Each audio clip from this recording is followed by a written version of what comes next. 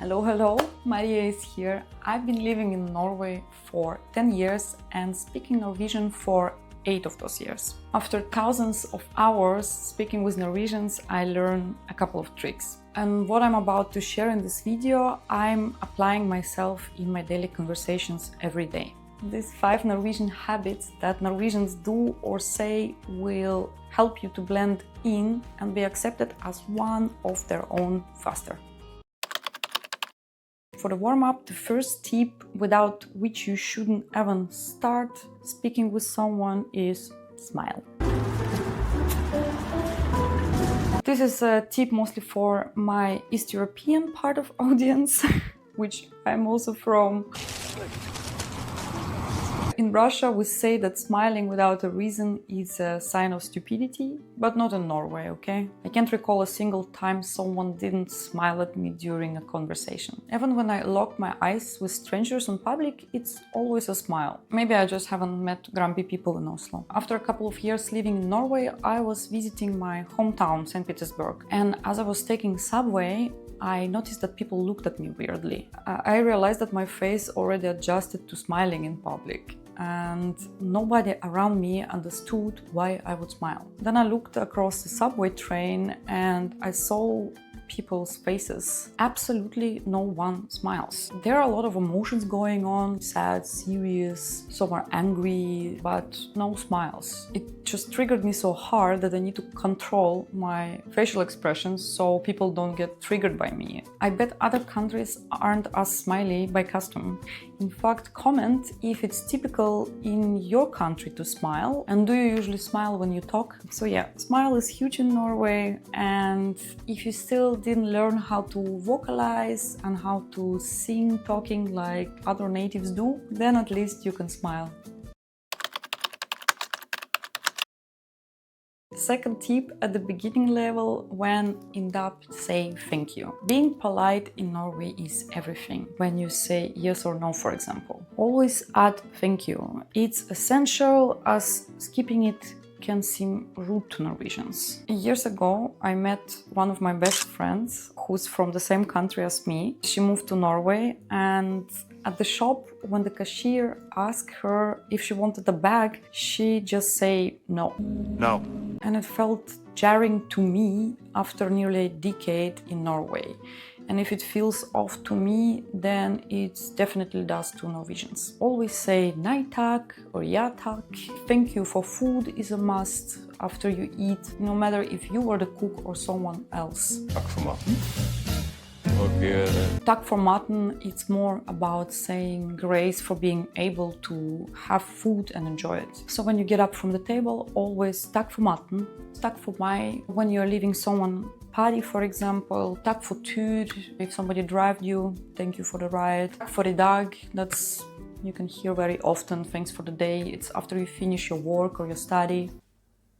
Takk for maten. Takk for I dag. Takk for meg.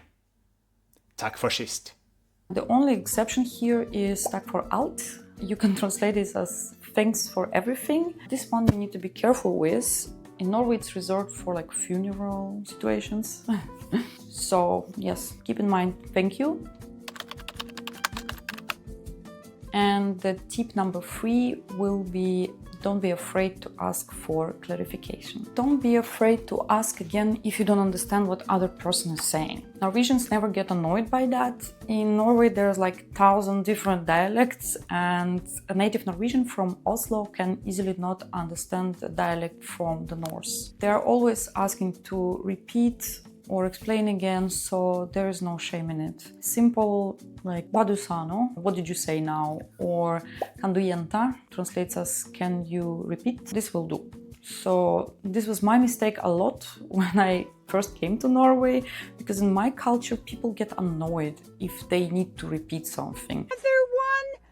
Oh, for God's sake. And you don't ask again to not come across as stupid. So we grow up with this kind of shame of asking to repeat something. First year in Norway, I was just smiling and nodding a lot. And then, of course, I got in trouble sometimes because I was not sure what people wanted from me.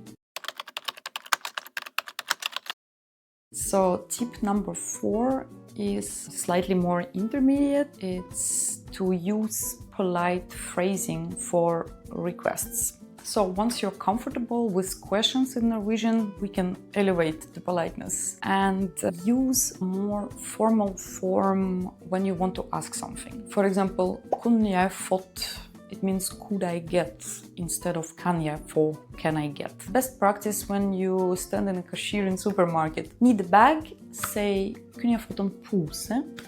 Or for example, kunne jeg fått en like på videoen min?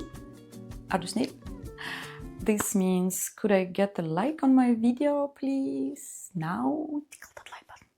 I know that in the beginning of the way it can be hard, but I would suggest you replace the word can with word could. Norwegians love politeness, and you will come across as more Norwegian when you use that form. As a bonus, if you add du snill in the end, du snill, it's be so kind, it will seal the deal. Kunne jeg fått en pose, du snill? Could I get a bag, please?